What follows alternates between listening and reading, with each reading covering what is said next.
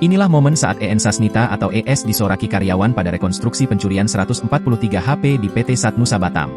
Hal tersebut dilakukan EN imbas dirinya terlilit pinjol ratusan juta. Karena kelakuan EN, perusahaan tempatnya bekerja pun mengalami kerugian setengah miliar.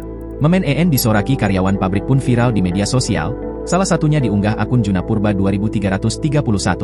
Tampak EN menunjukkan tempat di mana ia menyimpan ponsel curiannya, hingga momen membawa barang tersebut keluar dari pabrik. Ia memasukkan ponsel tersebut ke bajunya, lalu disimpan ke loker. Untuk membawa barang curian tersebut keluar pabrik, EN memasukkannya ke dalam kotak cemilan. Saat memperagakan adegan-adegan tersebut, EN tampak disambut sorakan dan direkam karyawan lain. EN pun tampak berbisik kepada para petugas yang sudah sempat menenangkan suasana namun karyawan tetap menyoraki EN. Video tersebut pun menjadi sorotan warganet.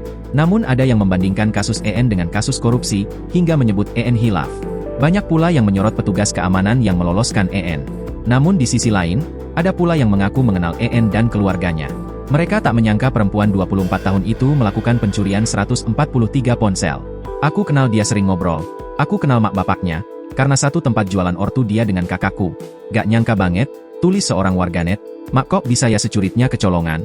Kalau bawa kotak makan pun kan harus cek, tulis yang lain. Pengungkapan kasus ini sendiri bermula pada 29 Mei 2024 lalu, di mana salah seorang karyawan membeli ponsel dari Facebook. Selanjutnya, karyawan tersebut mendaftarkannya ke perusahaan. Namun, saat dilakukan pendaftaran ponsel tersebut gagal. Hingga pada akhirnya diketahui, ponsel tersebut milik perusahaan yang belum dipacking atau belum akan dipasarkan. Akibat pencurian ini, PT Satnusa Persada mengalami kerugian senilai total lebih kurang 550 juta rupiah. Pencurian ini dilakukan pelaku dalam kurun waktu 8 hari, yakni dari tanggal 21 hingga 29 Mei 2024. Dikutip dari Kompas.com, EN mengaku tindakan itu dilakukan lantaran dirinya terjerat utang ratusan juta di pinjaman online dan koperasi. Utang dipinjol 100 juta rupiah, di koperasi 50 juta rupiah. Ponsel curian itu saya jual untuk bayar utang, sebut EN, pada Sabtu, 15 Juni 2024. Menurutnya, uang pinjaman dari kedua tempat tersebut digunakan untuk memenuhi kebutuhan sehari-hari.